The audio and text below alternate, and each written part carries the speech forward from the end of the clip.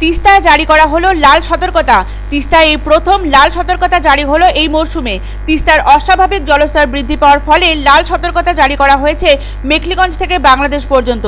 সেচ দপ্তরের flood control room সূত্রে জানা গেছে এই খবর। শুক্রবার সকাল 6টায় জলপাইগুড়ি গজলডোবা তিস্তা ব্যারেজ থেকে ছাড়া হয়েছে 1497.63 কিউমেক জল।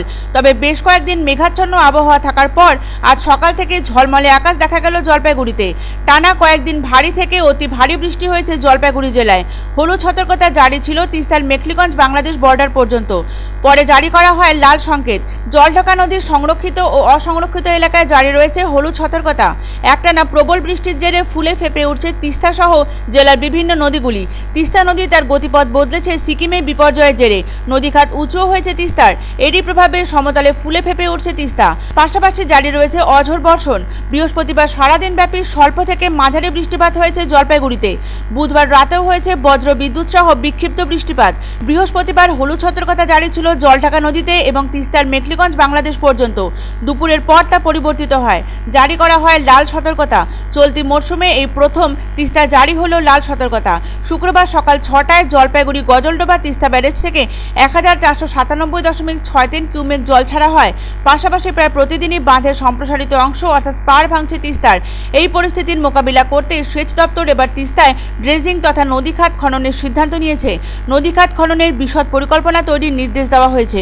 উল্লেখ্য, গত বছর সিকিমের বিপর্যয়ের পরেই নদীখাত পলি জমে উঁচু হওয়ার পাশাপাশি গতিপথ বদলেছে তিস্তার। শুক্রবার তিস্তা ব্যারেজ থেকে জল ছাড়ার পরিমাণ বাড়ানো হয়েছে। লাল সতর্কতা জারি করা হয়েছে মেখলিগঞ্জে তিস্তার অসংরক্ষিত এলাকায়। সেচ দপ্তরের মুখ্য বাস্তুকার কৃষ্ণেন্দু ভৌমিক বলেন, তিস্তার গতিপথ বদলানোর পরে সমীক্ষা হয়েছিল এবং তার রিপোর্টও এসেছে। উঁচু হয়ে গিয়েছে নদীখাত। অতি দ্রুত পলি সরাতে হবে নদীর খাত থেকে। বিশদ প্রকল্প তৈরি করতে বলা হয়েছে। আজও বেশ কিছু স্পারের মুখ ভেঙেছে। এই প্রবল বর্ষায় সম্ভব না হলেও বর্ষা কমতে কাজে হাত দিতে হবে। নির্ধারিত সময়ের আগেই উত্তরবঙ্গে প্রবেশ করেছে বর্ষা। লাগাতার বৃষ্টির জেরে ধস নেমেছে বিভিন্ন পাহাড়ি এলাকায়।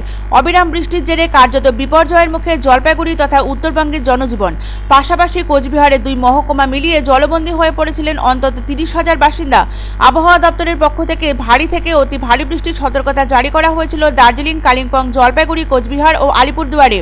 আবহাওয়া দপ্তরের পূর্বাভাস মিলে যাওয়ায় ঘোরতর বিপর্যয়ের সম্মুখীন হয়েছে উত্তরের বাসিন্দারা। তিস্তা সহ অন্যান্য নদীগুলি ফুলে ফেপে ওঠায় রাতের ঘুম কার্যত উড়ে গিয়েছে নদী পাড়ের বাসিন্দাদের। ইতিমধ্যে ক্ষেতের ফসল নষ্ট হওয়ায় প্রভূত ক্ষতি সাধিত হয়েছে তাদের। শুক্রবার তিস্তার জলস্তর বৃদ্ধি পাওয়ায় মেখলিগঞ্জ থেকে বাংলাদেশ পর্যন্ত এলাকায় জারি করা হলো লাল সতর্কতা এবং NH-31 জলঢাকা নদীতে জারি করা হয়েছে হলুদ সতর্কতা। এই খবর জানা গেছে সেচ দপ্তরের ফ্লাড কন্ট্রোল রুম সূত্রে। তবে একটানা বেশ কয়েকদিন বৃষ্টির পর জলপাইগুড়িতে দেখা মিলেছে সূর্যের। ঝলমল আকাশ দেখে স্বভাবতই সন্তুষ্ট জেলাবাসী।